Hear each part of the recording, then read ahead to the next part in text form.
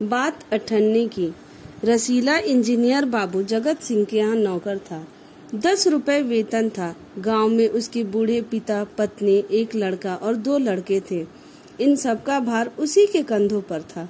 वह सारी तनख्वाह घर भेज देता, पर घर वालों का गुजारा न चल पाता। उसने इंजीनियर साहब से वेतन बढ़ाने की बार बार प्रार्थना की, पर वह हर बार यही कहते, अगर तुम्हें कोई ज्यादा दे तो अवश्य चले जाओ, मैं तनख्वाह नहीं बढ़ाऊंगा।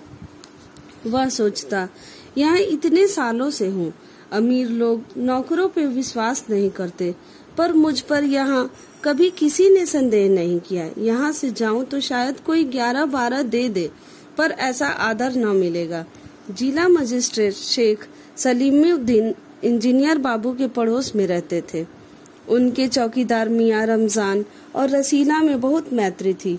दोनों घंटों के साथ बैठते, बातें करते। शेख साहब फलों के शौकीन थे। रमजान रसीला को फल देता। इंजीनियर साहब को मिठाई का शौक था। रसीला रमजान को मिठाई देता। एक दिन रमजान ने रसीला को उदास देखकर कारण पूछा। पहले तो रसीला छिपाता रहा, फिर रमजान ने कहा, कोई बात नहीं है तो खाओ सौगंध। रसीला ने रमजान का हठ देखा तो आंखें भर गईं। बोला, घर से खत आया है, बच्चे बीमार हैं और रुपया नहीं है, तो मालिक से पेशगी मांग लो। कहते हैं 1 पैसा भी न दूंगा। रमजान ने ठंडी सांस भरी। उसने रसीला को ठहरने का संकेत किया और आप कोठरी में चला गया। थोड़ी देर बाद उसने कुछ रुपए रसीले की हथेली पे रख दिए। रसीला के मुंह से एक शब्द भी न निकला। सोचने लगा, बाबू साहब की मैंने इतनी सेवा की, पर दुख में उन्होंने साथ न दिया। रमजान को देखो गरीब है, परंतु आदमी नहीं देवता है, ईश्वर इसका भला करे। रसीला के बच्चे स्वस्थ हो गए। उसने रमजान का ऋण चुका दिया। केवल 8 आने बाकी रह गए। रमजान ने कभी भी पैसे न मांगे, फिर भी रसीला उसके आगे आंख न उठा पाता। एक दिन की बात है, बाबू जगत सिंह किसी से कमरे में बात कर रहे थे। रसीला ने सुना, इंजीनियर बाबू कह रहे हैं, बस 500। इतनी सी रकम देकर आप मेरा अपमान कर रहे हैं। हुजूर मान जाइए, आप समझे आपने मेरा काम मुफ्त किया है। रसीला समझ गया कि भीतर रिश्वत ली जा रही है। सोचने लगा, रुपया कमाने का यह कितना आसान तरीका है। मैं सारा दिन मजदूरी करता हूँ, तब महीने भर बाद 10 रुपए हाथ आते हैं। वह बाहर आया और रमजान को सारी बात सुना दी। रमजान बोला, बस इतनी सी बात, हमारे शेख साहब तो उनके भी गुरु हैं। आज भी एक शिकार फंसा है, 1000 से कम तय न होगा।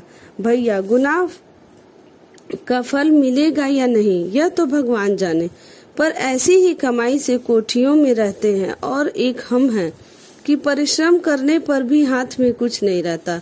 रसीला सोचता रहा, मेरे हाथ से सैकड़ों रुपए निकल गए, पर धर्म न बिगड़ा।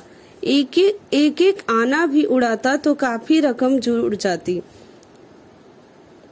इतने में इंजीनियर साहब ने उसे आवाज लगाई। रसीला दौड़कर 5 रुपए की मिठाई ले आ। रसीला ने 4.5 रुपए की मिठाई खरीदी और रमजान को अठन्नी लौटाकर समझा कि कर्ज उतर गया। बाबू जगत सिंह ने मिठाई देखी तो चौंक उठे। यह मिठाई 5 रुपए की है हुजूर, 5 की ही है। रसीला का रंग उड़ गया। बाबू जगत सिंह समझ गए। उन्होंने रसीला से फिर पूछा। रसीला ने फिर वही दोहराया। उन्होंने रसीला के मुंह पर एक तमाचा मारा और कहा, चल मेरे साथ, यहाँ जहाँ से लाया है। हुजूर झूठ कहूँ तो। रसीला ने अभी अपनी बात पूरी भी न की थी कि इंजीनियर बाबू चिल्लाए, अभी सच और झूठ का पता चल जाएगा। अब सारी बात हलवाई के सामने ही कहना। अब कोई रास्ता न बचा था। वह बोला, माई बाप, गलती हो गई, इस बार माफ कर दे। इंजीनियर साहब की आंखों से आग बरसने लगी। उन्होंने निर्दयता से रसीला को खूब पीटा, फिर घसीटते हुए पुलिस थाने ले गए।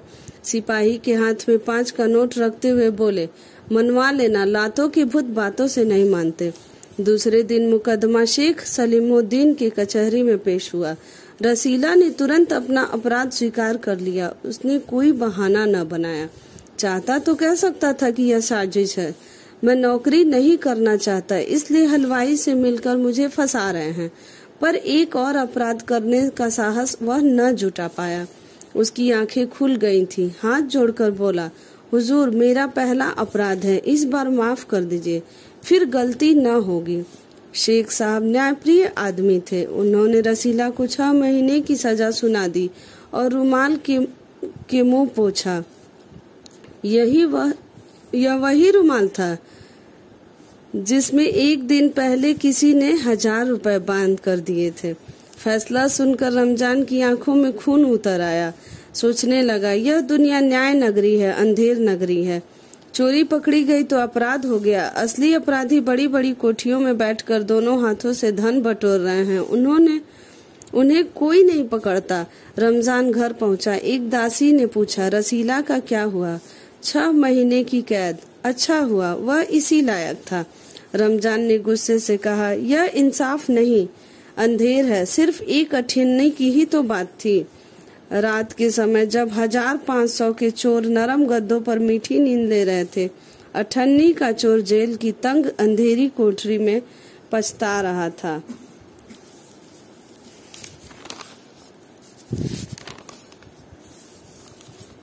यह अध्याय सुदर्शन जी ने लिखा है।